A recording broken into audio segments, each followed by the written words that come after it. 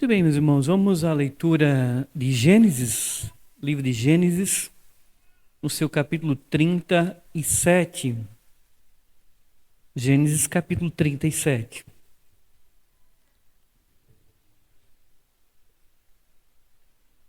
Vamos lá. E nós faremos a leitura a partir do versículo 12. Gênesis, capítulo 37, a partir do versículo 12. Gênesis 37, a partir do versículo 12. E como foram os irmãos apacentar o rebanho do pai em Siquém, perguntou Israel a José: Não apacentam teus irmãos o rebanho em Siquém? Vem, enviar-te-ei a eles. Respondeu-lhe José: Eis-me aqui. Disse-lhe Israel: Vai agora e vê se vão bem teus irmãos e o rebanho, e traze-me notícias. Assim o enviou do vale de Hebrom, e ele foi a Siquém. E um homem encontrou José, que andava errante pelo campo, e lhe perguntou: Que procuras? Respondeu: Procuro meus irmãos. Dize-me onde apacentam eles o rebanho. Disse-lhe o homem: Foram-se daqui, pois ouvi-os dizer: Vamos a Dotã. Então seguiu José atrás dos irmãos e os achou em Dotã. De longe o viram, e antes que se chegasse, conspiraram contra ele para o matar, e diziam um ao outro: Vem lá o tal sonhador.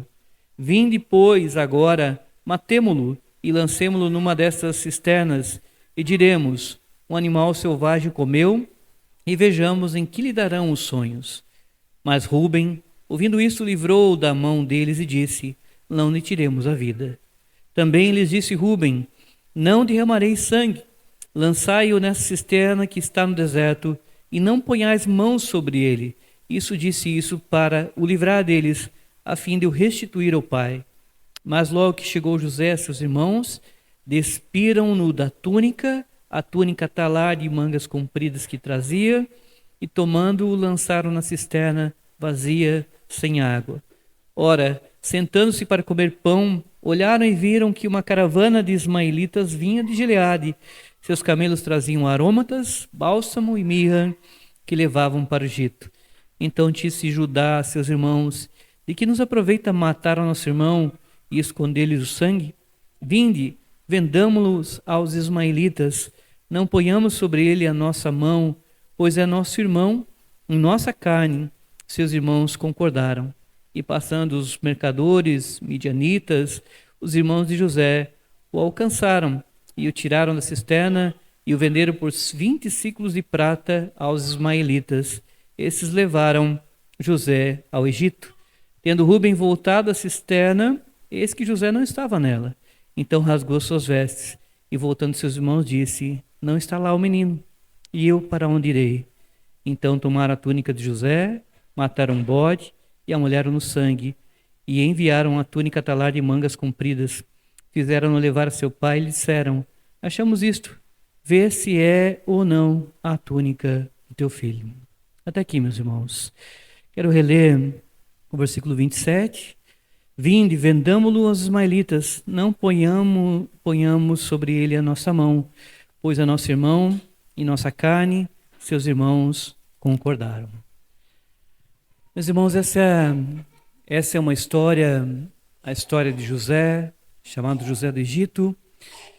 E é uma história que a primeira coisa que eu gostaria de mencionar nesta noite, que é uma história de um drama que acontece familiar. É um grande drama que acontece dentro da própria família. Se você for ler as Escrituras, você vai perceber que os homens e mulheres de Deus, assim, quase que geral, todos eles tiveram dramas familiares. Familiares. Você vai ver que todos eles tiveram problemas às vezes com a esposa, às vezes com o esposo, às vezes com os filhos, às vezes com as filhas, às vezes com parentes próximos. Mas você vai ver que o cerne das Escrituras mostra que as famílias que temos escritas na Bíblia não são famílias diferentes do que nós somos hoje. Que Deus não usou uma geração no Velho Testamento de famílias que eram completamente diferentes das que nós temos hoje.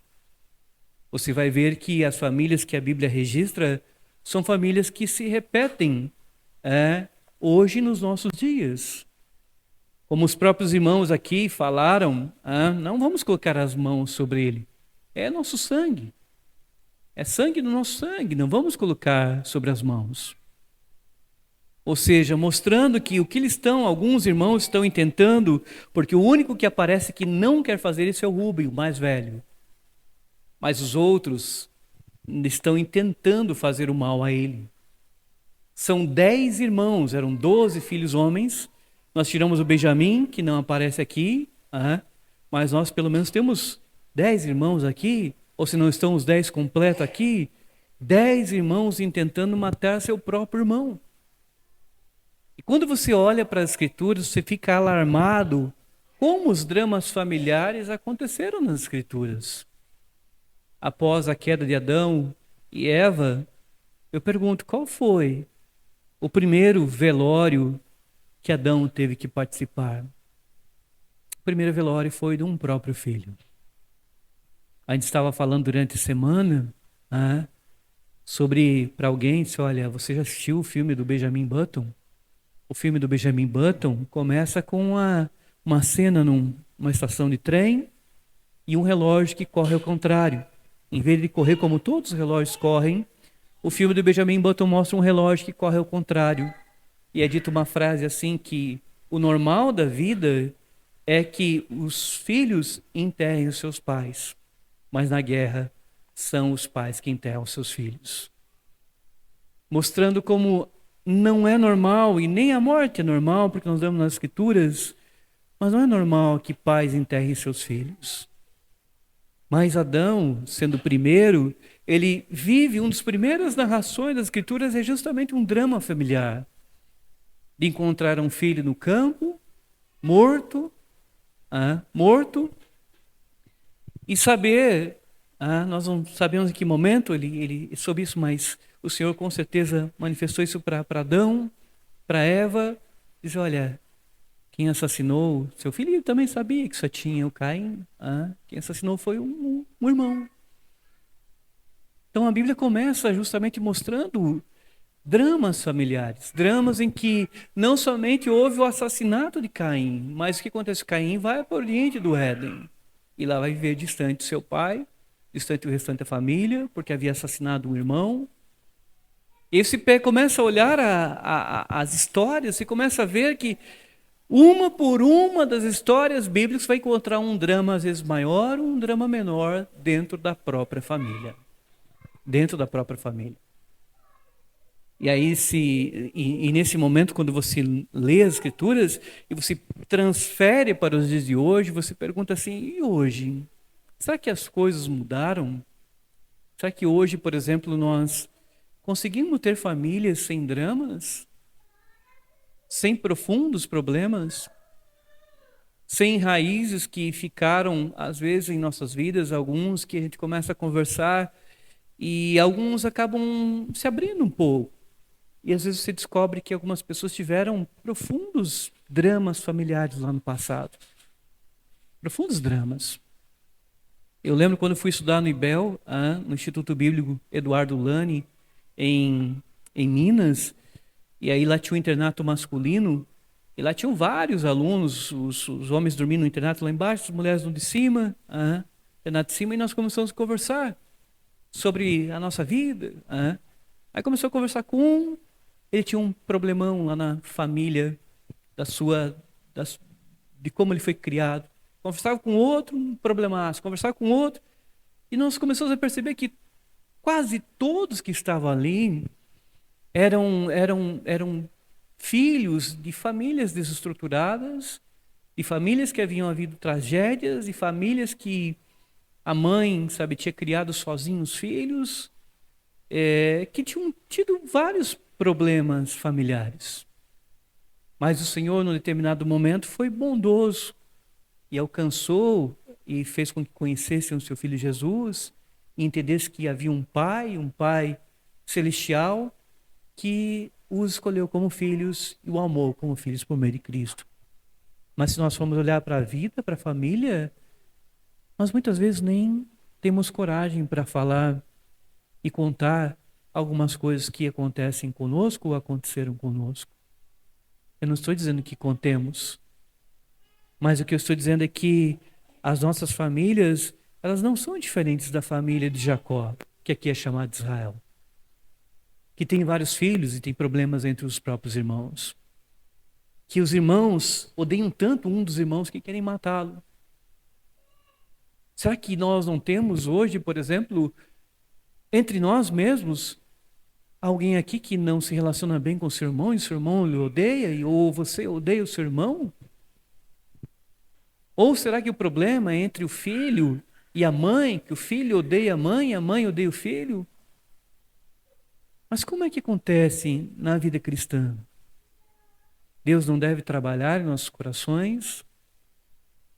Deus não deve trabalhar em nossas vidas ao ponto de ir fazendo com que nós possamos ser trabalhados nessas questões familiares e o Senhor mostrar que está conosco e nos tocar no coração, nos fazer entender certas coisas que muitas vezes nós não entendemos.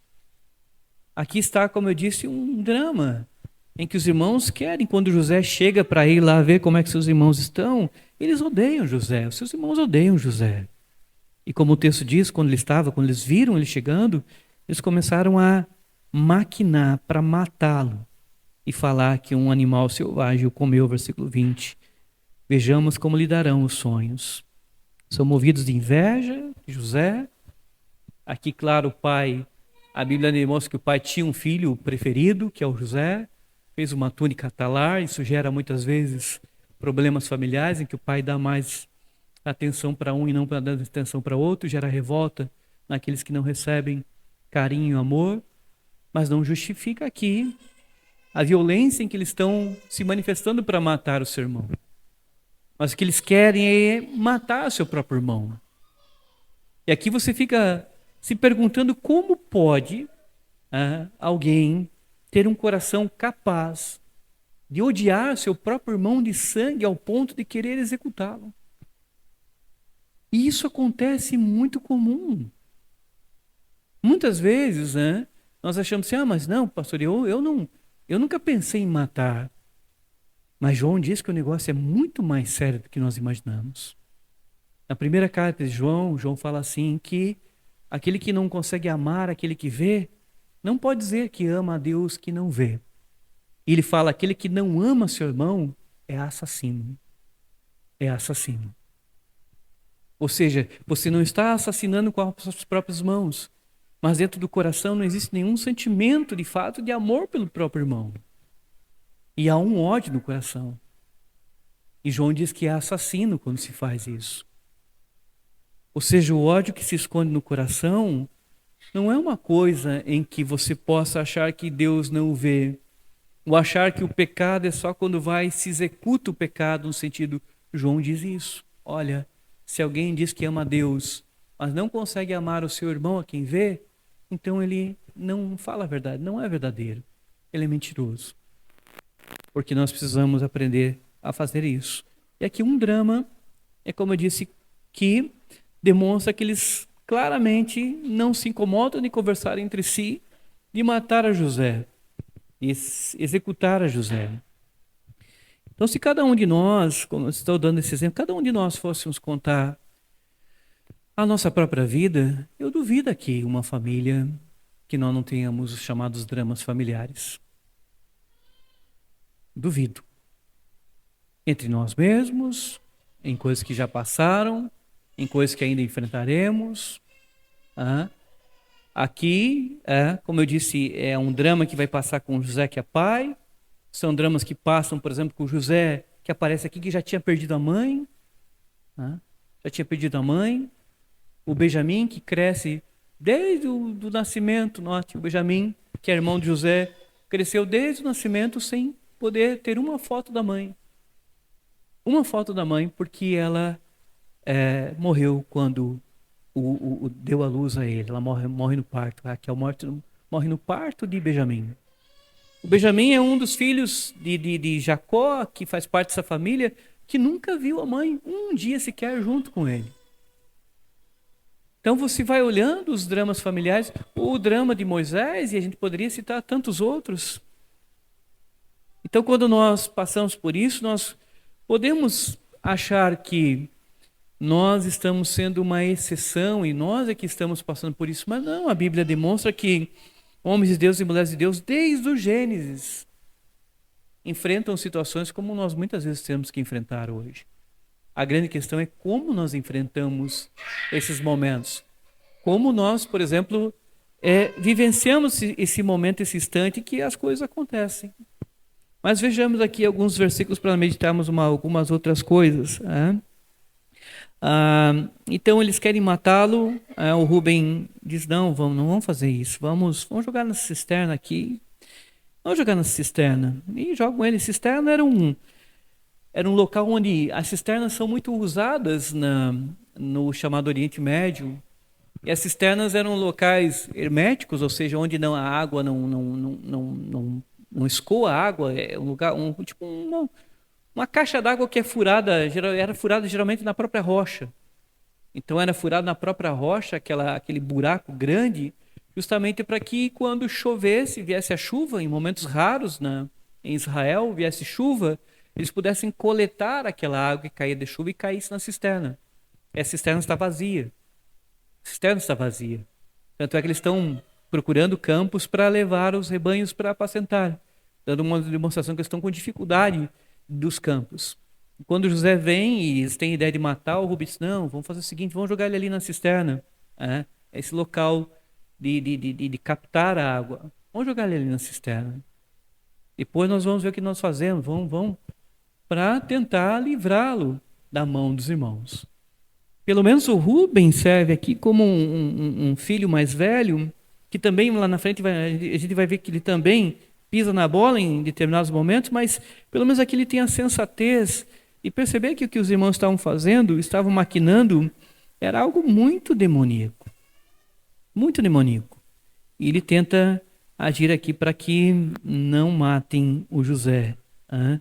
Mas depois o que acontece? Eles acabam vendendo José.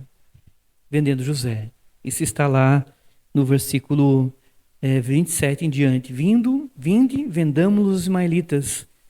Não ponhamos sobre ele as nossas mãos, pois é nosso irmão e nossa carne. Seus irmãos concordaram. Vinde e vendamos aos ismaelitas. Aqui algumas coisas interessantes. Você percebeu quem são os ismaelitas? Os ismaelitas são... Ismael era filho de Abraão. Abraão gerou Isaac. Isaac gerou Jacó, que está aqui. Aqui os ismaelitas já são descendentes, notem, muito próximos da família aqui que está, da família de Jacó. Muito próximos. Porque Ismael é filho de Abraão. É filho de Abraão. Então, depois, como eu disse, nasce o Isaac nasce o Jacó e o Jacó nasce isso aqui. São muito próximos, eles se tornaram mercadores, principalmente mercadores aqui, e fazem até mercado com pessoas, com o tráfico humano. E eles vão vender para os ismaelitas, ou seja, note como eles não estão preocupados. Geralmente em família, você percebe que a própria família, a que deveria acolher, deveria pensar o bem para os seus, mas se vai encontrar na própria família justamente aqueles que não querem o bem, nem para os seus próximos. E no caso aqui, eles não estão preocupados em destruir toda a vida de José aqui, destruir a sua juventude, a sua mocidade.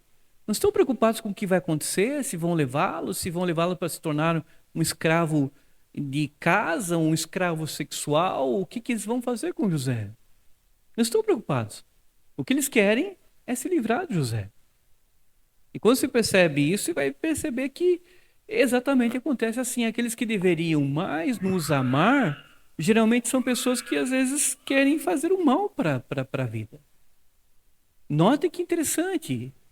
Você vai ver que isso acontece nas Escrituras, em vários casos. Em vários casos.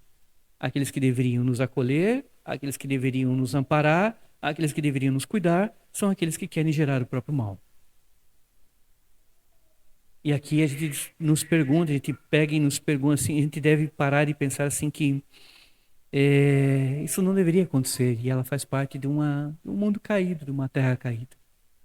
Mas notem agora, para que a gente observe alguns pontos muito importantes nesse texto.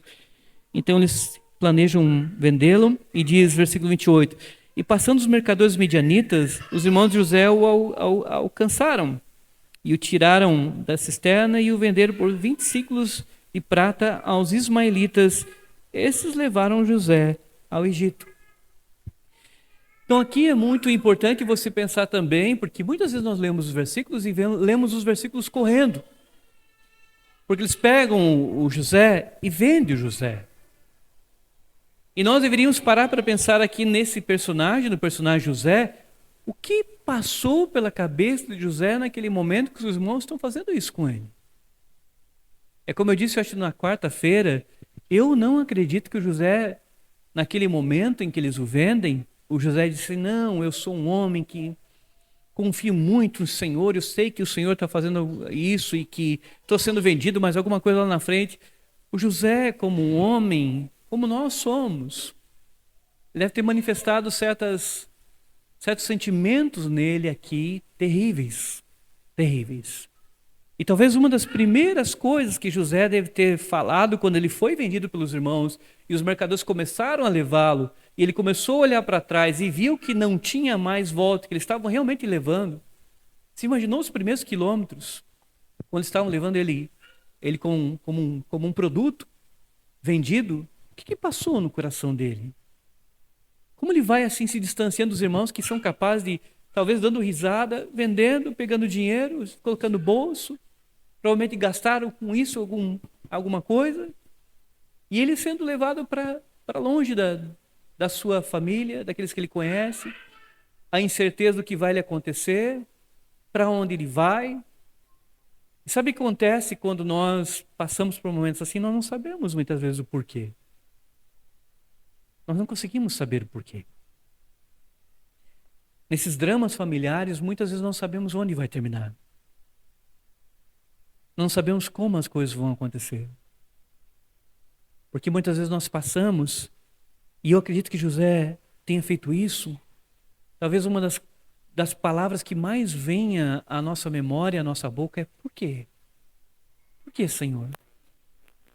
Por que, Senhor, eu estou passando por isso? Eu acredito que José, enquanto, não sei se ele foi levado caminhando, se foi levado sobre um animal, sobre um carroção, como ele foi levado, mas eu acredito que quando ele foi levado e começou a se distanciar, talvez essa pergunta tenha lhe passado inúmeras vezes na cabeça enquanto estava sendo levado para o Egito. Por que, Senhor? Por que estou sendo levado? Por que isso acontecendo comigo? Por que, meu Deus, eu tenho que passar por isso? E as mesmas perguntas que muitas vezes, quando nós passamos por dramas familiares, nós acabamos fazendo. Nós muitas vezes acabamos perguntando para Deus da mesma maneira, Senhor, por quê? Por que isso? Sabe por que nós fazemos isso? Não é porque nós não podemos fazer isso.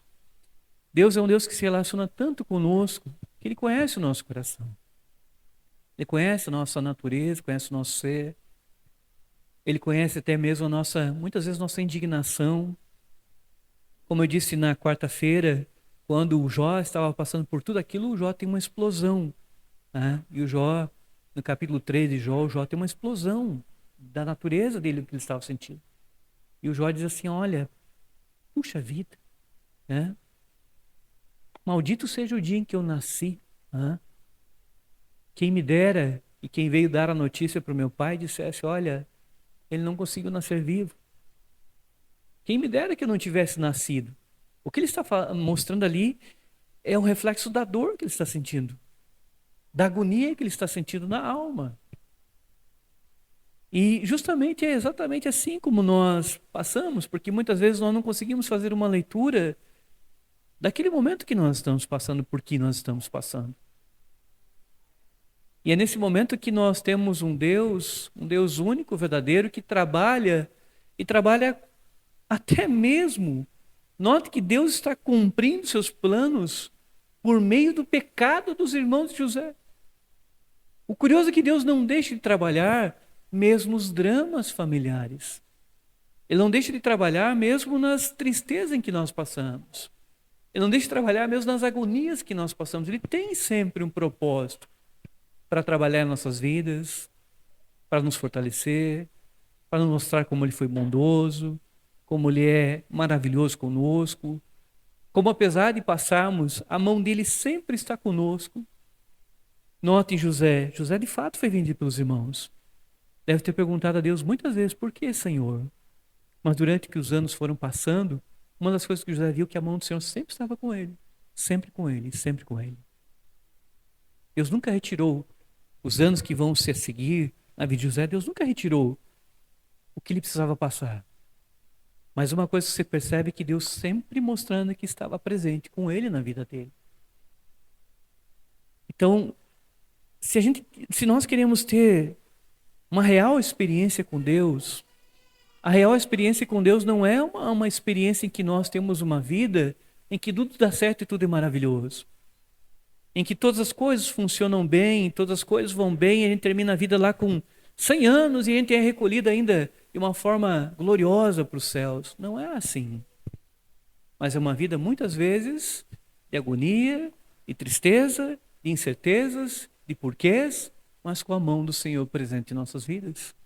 Foi assim que José vai percebendo o que vai acontecendo. Agora, uma das coisas que nós fazemos é justamente perguntar: por que, Senhor? Por que isso está acontecendo comigo? Por que o Senhor resolveu fazer isso com a minha família? Ou, como eu já disse, comentando com alguém aqui na quarta-feira, e nós estávamos terminando, disse, olha, é necessário lembrar do Salmo 73. Porque muitas vezes nós repetimos o que o Salmo 73 diz. Senhor, por que comigo que eu estou procurando ser fiel? O meu vizinho ali do lado não está nem aí para o Senhor. Ele está bem. Ele está bem, Ló. E ele que levanta a voz contra o Senhor, até amaldiçoa o Senhor e diz que nem acredita no Senhor e nem está aí para nada. Nem a Bíblia não lê, não ora, não está nem aí. E ele está bem, Senhor. E por que o Senhor faz isso comigo? Se eu procuro ser fiel ao Senhor, procuro ser zeloso, orar, ser piedoso. Porque nós muitas vezes confundimos justamente isso. Nós achamos que Deus está conosco quando as coisas estão bem. Nós confundimos muito de achar que Deus é conosco quando as coisas estão indo maravilhosamente bem. Nós esquecemos que a Bíblia não mostra isso. A Bíblia mostra que nós precisamos aprender a ver a mão do Senhor conosco, mesmo no meio dos momentos mais difíceis da vida. Ver a misericórdia, a bondade, o cuidado, o livramento.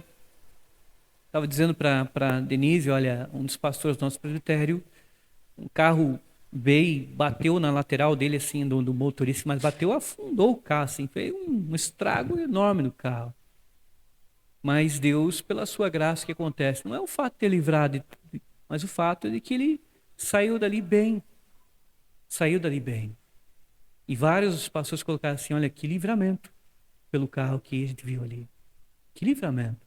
De fato, Deus não é ver, note, não é ver que Deus nunca deixou acontecer um acidente, mas é ver a mão de Deus mesmo num acidente que Deus estava ali presente. Que Deus, a mão dele estava ali presente. Ou, se eu não me engano, eu não lembro qual foi dos pregadores em que faz uma viagem a cavalo, já usei essa ilustração, e os dois vão a cavalo, o pai e o filho, mas os dois não vão ao mesmo momento. E aí eles fazem uma viagem longa a cavalo, e quando chegam no mesmo ponto, o filho fala assim, pai, Deus, puxa vida, Deus foi tão bondoso comigo, tão bondoso comigo. Por que, filho? Não, porque eu estava fazendo a viagem, vindo galopando muito rápido, e eu caí do cavalo e não aconteceu nada comigo. E o pai disse, muito bem, Deus foi bondoso contigo. E Deus também foi bondoso comigo, meu filho. O senhor também caiu? E aí o pai disse, não, meu filho, eu não caí. Eu vim de lá aqui e eu não caí em nenhum momento. A bondade de Deus foi contigo, mas foi comigo também. O fato de eu não ter caído também é uma demonstração da bondade do Senhor. E o fato de você ter caído e Deus ter cuidado para que você não se arrebentasse, também foi a misericórdia do Senhor. Ambas foi. Mas nós, muitas vezes, nós queremos sempre que a bondade, o amor de Deus seja manifesto só quando as coisas estão bem. Como eu disse lá no início, isso é teologia neopentecostal. É teologia neopentecostal que promete isso, promete uma vida que tudo vai bem e que tudo é maravilhoso, é um conto de fadas, sendo que a Bíblia demonstra que os homens de Deus, mulheres de Deus foram forjados dentro das situações da própria vida. E situações que foram duras de serem vividas, duras de serem passadas. Eu disse, muitas vezes nós temos um olhar romântico da Bíblia, em que nós pegamos à noite a Bíblia e vamos ler a história de José. E o que acontece quando terminamos de ler a história de José, lá em Gênesis 50, nós choramos. E dizemos, nossa, que coisa mais linda, que fé maravilhosa de José, que fé extraordinária. Mas a grande pergunta é, quem gostaria de ter passado pelas mesmas coisas que José passou e testemunhado o que ele testemunhou de ser um homem piedoso até o fim? Quem gostaria de ir lá e ter passado pelas mesmas experiências que ele passou e ter vivido o que ele passou? Nós muitas vezes achamos belo é aqueles que passaram, mas quando nós estamos agora, talvez nós tenhamos dificuldade de perceber que Deus é presente conosco, está nos ajudando e nos amparando. Nós precisamos olhar, porque o nosso Deus não poupou nem o seu próprio filho disso. Aquele que perfeitamente obedeceu o Pai. Note que diz aqui que seus próprios irmãos o venderam por 20 ciclos de prata. 20 ciclos de prata.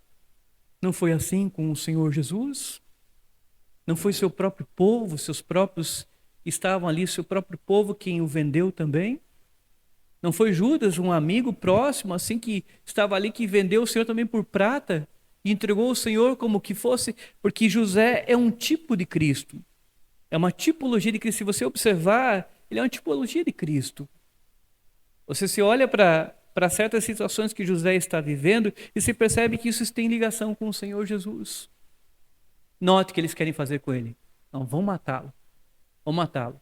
Odeiam tanto ele que querem matá-lo. Só não matam porque o Rubem aparece ali.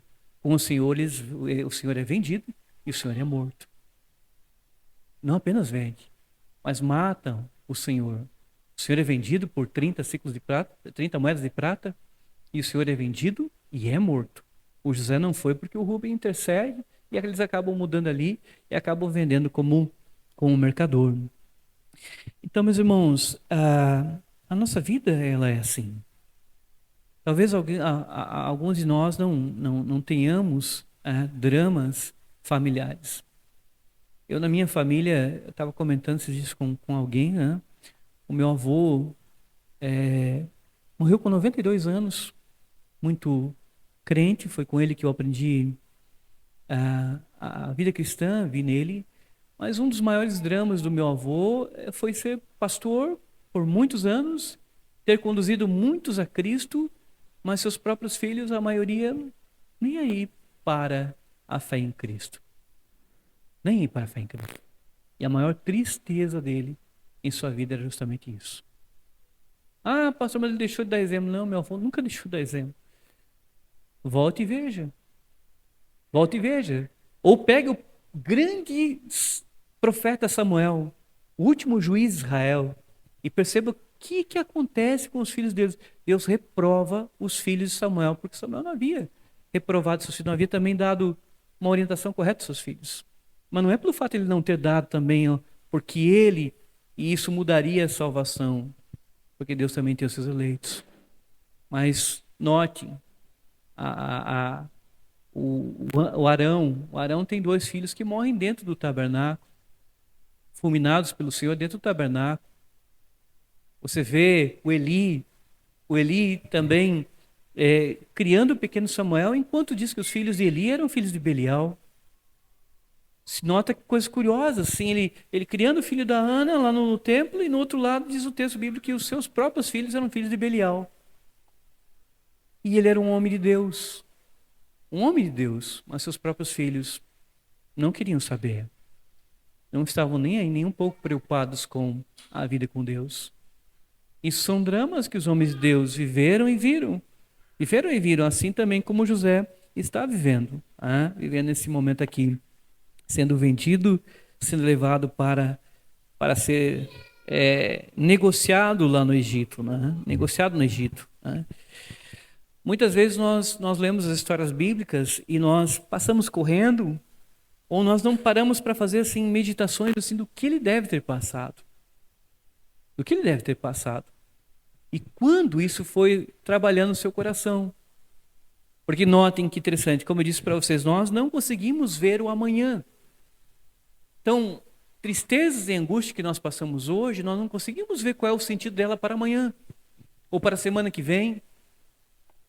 E geralmente o que nós fazemos? Nós passamos por esses momentos de tristeza, angústia, no caso aqui de José, a separação, do afastamento do pai, o sentimento dele para com seus próprios irmãos. Como eu disse aqui num momento, quando José tem o primeiro filho, ele disse assim, olha, eu vou dar o nome de Manassés, porque Deus me fez esquecer dos dias difíceis da minha casa. Note, Deus me fez esquecer. O que ele está dizendo é que ele teve que ter o coração tratado por Deus, para chegar o momento que ele disse, puxa vida, eu consegui não ter um coração que ficou odiando o que fizeram comigo. Tanto é que quando seus irmãos se apresentam para ele, você vê que ele não tem mais, mas ele diz que Deus precisou ajudá-lo. Porque muita gente romantiza olhando que o José aqui foi vendido e o José saiu amando seus irmãos e ele saiu ali, com certeza, irado com seus próprios irmãos. Sabe, sim, com um sentimento de raiva, de mágoa, de tudo. Mas, à medida que o tempo foi passando, nós não vemos a semana que vem, não vemos a outra semana, não vemos daqui um ano. Nós não vemos como Deus vai pegar as nossas tristezas e angústias e vai trabalhar em nossas vidas. Nós não vemos como Deus vai ser glorificado mesmo nas grandes dores que nós passamos. E o que acontece? José só foi ver lá muitos e muitos anos depois como Deus estava operando por meio da vida dele. Porque nós não sabemos, nós achamos que Deus está trabalhando, mas Deus não tem sentido para as coisas. Quando você estuda filosofia, existe um tipo de filosofia que acredita que tudo é um caos. Tudo que é um caos. Então as coisas que acontecem, elas fazem parte de um caos geral. Porque não existe um Senhor, um Deus que governa todas as coisas. Todas as coisas. Então, não acredito que haja um sentido. Ou seja, se acontece uma tragédia acabou. Pronto, é um caos, é virado um caos. E amanhã aquilo pode piorar e no final não tem um objetivo. Ou seja, então quando nós lemos tudo aquilo que vai acontecendo conosco, não tem sentido nenhum. É só porque é um caos. Uma bagunça generalizada. Mas esse é um pensamento que exclui Deus da soberania de cuidar das coisas. Da soberania de entender que Deus, Ele está presente e cuida em qualquer momento. E Ele é Senhor de todas as coisas. Ou seja, quando as coisas estão acontecendo, elas não estão acontecendo sem sentido. O que eu estou dizendo aqui é que quando José está sendo vendido, não está sendo vendido porque não tem nenhum sentido, nenhum propósito. Quando José está sendo vendido, Deus já está trabalhando o seu propósito. Qual é o seu propósito? De lá na frente, depois de muitos anos, o Senhor torná-lo governador, para que pudesse guardar lá alimento nos 7 anos de fartura, para que pudesse sustentar aquele povo, inclusive os próprios irmãos, inclusive seu próprio pai, inclusive o seu povo. Mas o próprio José não sabia disso, de conseguir olhar que aquele momento dele estar sendo vendido fazia parte desse plano maior do Senhor. Ele não conseguia enxergar lá há 12, 20 anos lá na frente. E nós somos do mesmo jeito. E é nesse intervalo de não conseguir perceber as coisas, é que nós precisamos confiar que Deus sabe o que está fazendo. E olhar a mão dele trabalhando e operando, mesmo que nós não entendamos muitas vezes. Mesmo que nós não entendamos muitas vezes. Como eu disse para os irmãos, você vê exemplos bíblicos de homens de Deus que sofreram demais na vida. Assim que a nossa vida nem chega aos pés do sofrimento dessas pessoas. As pessoas. Como eu disse para vocês, a história do John Owen. John Owen é o chamado teólogo da Trindade. John Owen teve 13 filhos. 13 filhos. Apenas um dos seus filhos conseguiu chegar à adolescência e também faleceu. 12 morreram ainda crianças. 12 morreram crianças. Ele defendendo o Senhor, defendendo a Trindade, o teólogo que foi um dos mais importantes teólogos. E você sabe o que é um pai, sabe, a esposa engravidar, ele ficar feliz de ter um bebezinho e depois o bebezinho morrer? Alguns, lamentavelmente, já passaram por isso. Mas aí você tenta novamente e novamente acontece isso. Aí o outro nasce, mas um mês depois tem que sepultar de novo. E você sepulta 12. Aí uma delas, uma menina dele, uma menininha dele, conseguiu chegar à adolescência. Mas chegou à adolescência e também faleceu. E John Wayne morre sem ter descendência. E aí se pergunta assim, por quê? Estuda esses momentos quando ele fala sobre a sua própria dor. Você acha que ele nunca perguntou para o Senhor, Senhor, por quê? Por quê? Por que eu? Ou Jó, quando passa pela sua própria dor, o que o Jó não leu o que Jó fala, né? Quando o Jó está manifestando o que ele está sentindo, o que ele está pensando, porque ele é um homem íntegro e reto. Mas mesmo assim está passando por tudo aquilo ali. Mas olha o que ele diz quando ele está passando por tudo aquilo ali. E por que Deus está fazendo tudo aquilo ali? O certo, irmãos, é que a nossa vida é assim. A nossa vida é uma vida diária que muitas vezes ela vai ter assim, vai ter 1 mês, 2 meses, 3 meses, 6 meses, um ano maravilhosos, em que parece que tudo vai bem. Mas às vezes se abate algum momento que vem trazer tristeza, angústias, decepções, choro. Mas é nessa hora que a nossa fé deve ser principalmente exercitada.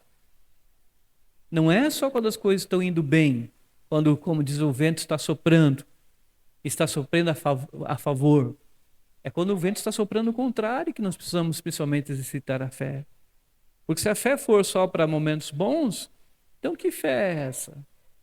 A fé é para momentos também difíceis. Eu quero encerrar aqui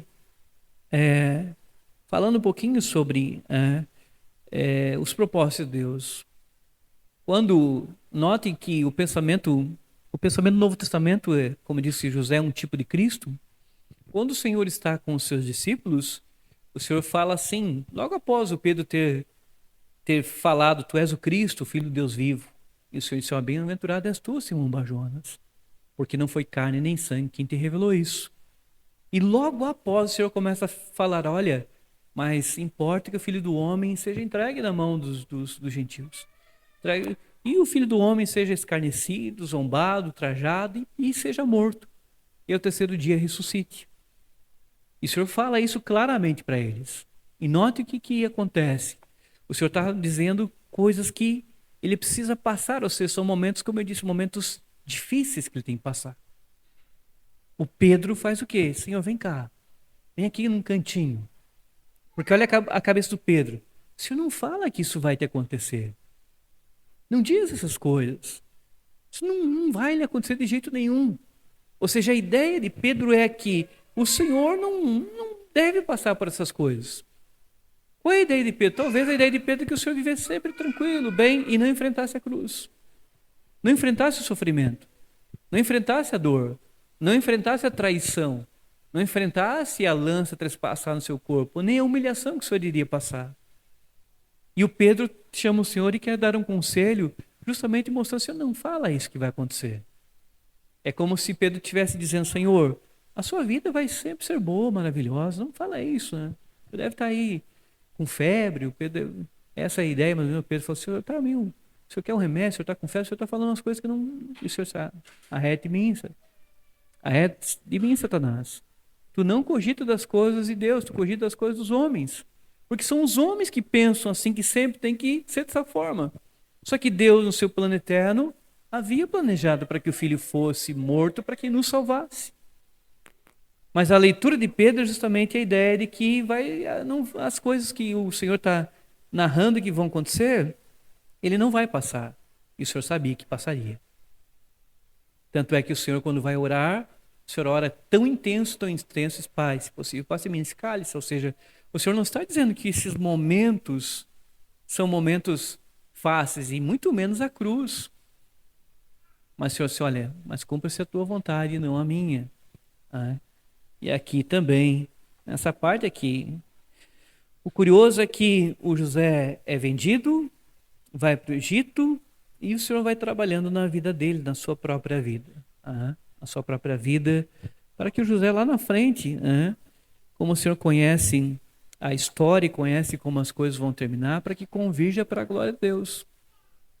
Então a conversão das coisas, da história, ela vai convergir para a glória de Deus. Então muitas vezes as tristezas e agonias que nós passamos aqui, elas têm um propósito para a glória de Deus. Eu quero encerrar mostrando algo semelhante que acontece com José. Eu já contei acho que duas vezes, é a lembrança do chamado Patrício, Patrício, que se chama de São Patrício, né? Tem, principalmente os americanos têm até o chamado dia de São Patrício, né? O que acontece? Eu não lembro o nome do autor que escreve um pouco da história de Patrício, mas ele morava na Inglaterra, e ele estava na beira da praia, e ele era um crente, mas um crente muito meia boca, bem jovem, um jovem, né? Se não me engano até era na adolescência dele.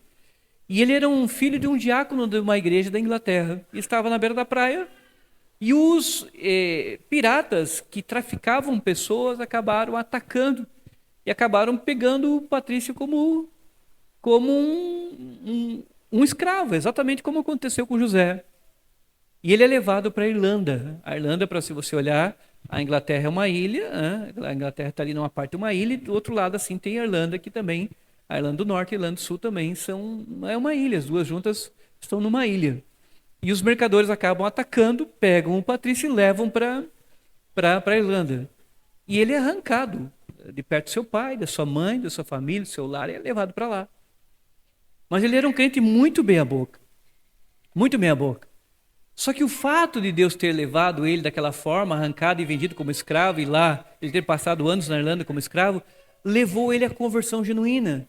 Ou seja, aquelas tristezas levou a se aproximar de Deus e pedir que Deus usasse misericórdia com ele. E ele acaba tendo um encontro verdadeiro com o Senhor, assim, de uma conversão genuína. E quando ele tem um encontro genuíno com Deus, de fato, de amar a Cristo, de ser um crente firme, piedoso, ele começa a pregar para aqueles que haviam escravizado. E começa a pregar na Irlanda. E começa conversões em massa. Em massa. Se você ler, alguns dizem que as pregações de Patrício na Irlanda levaram até cerca de 100 mil pessoas à conversão. 100 mil pessoas. De dezenas de igrejas plantadas na Irlanda. Mas se pergunta como? Como? Olha o que Deus fez. Os piratas atacaram, o levaram como escravo, ele é levado para distante, o Senhor usa isso para uma conversão genuína nele, e quando ele tem uma conversão genuína, ele prega e nasce igrejas de eleitos e salvos do Senhor ali na Irlanda. Por isso que você vai ver nos filmes dos Estados Unidos eles comemorando o dia de São Patrício. Por quê? Porque os Estados Unidos é fundado, e muitos irlandeses fundaram os Estados Unidos. E muitos irlandeses têm ele como assim, extremamente importante para a Irlanda por causa do evangelho que foi levado para a Irlanda. E o transformaram até mesmo numa ideia tipo, de um herói deles. Por isso que eles fazem o dia de São Patrício. O dia de São Patrício. Porque ele foi um grande pregador. O curioso é como Deus o conduziu até lá. O Deus conduziu de forma a ser preso, e ser levado para lá. Ou se você quiser também, há outras histórias como John Knox. John Knox, o patriarca do presbiterianismo, foi condenado, condenado às galés, que eu já usei isso também, as galés que é aqueles barcos a remo, e ele estava lá, cumprindo pena numa galera, uma galera chamada galera, que remava com os braços ali, e ele ali. Até teve um dia que houve uma rebelião, sair, e ele não quis sair. Ele continuou ali, para cumprir a pena corretamente e ser... Por causa do quê? Não era um criminoso. mas não fugiu dos propósitos do Senhor. E se torna depois John Knox, assim, um trovão na Escócia de pregar o evangelho, mas foi um homem que Deus trabalhou e forjou de uma maneira assim profunda e com momentos difíceis em sua vida. Que o Senhor faça a cada um de nós sermos desenvolvidos nesses momentos em que nós passamos, em que muitas vezes nós vamos perguntar por quê, muitas vezes vamos ficar angustiados, muitas vezes até mesmo vamos chorar. Muitas vezes nós não vamos enxergar o que vai acontecer quando os anos vão passando. Mas uma coisa é certa, Deus é Senhor e Ele sabe todas as coisas. E Ele cuida dos seus. E Ele sabe o que está fazendo para cada um de nós. Então nós devemos descansar no Senhor. Descansar no Senhor e fazer aquilo que é devido aos seus filhos. A confiança e a perseverança no Senhor, mesmo em momentos como esse. Vamos curvar as cabeças.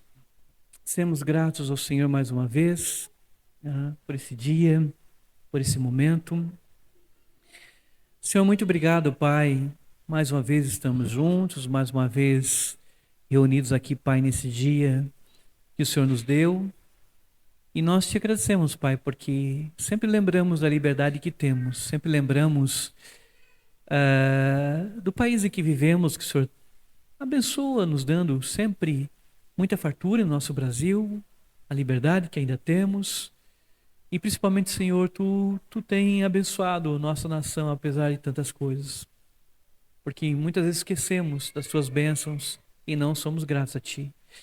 E te pedimos, ó Deus, que no meio de tudo isso nós não sejamos como aqueles que não Te conhecem, mas que nós sejamos homens e mulheres crentes que entendam a importância da vida espiritual, entendam, Senhor, a importância de estar em culto público, louvando, bendizendo Teu nome, juntos estarmos compartilhando Tua palavra, dando valor à Tua palavra, Pai, e principalmente sendo alimentados pela Tua palavra ensinada para nós vivemos a semana, mais semana meditando na Tua bondade, na Tua misericórdia, nos Teus planos, que muitas vezes não entendemos, mas sabemos sempre que o Senhor está sempre planejando para ser glorificado por meio de nossas vidas. Tu és um Deus que cuida do Teu povo, cuida da Tua igreja, cuida dos dias que hão de vir. Por isso nós entregamos a Ti nossa oração, confiando a Ti, nosso Deus, em nome do Teu Filho Jesus. Amém.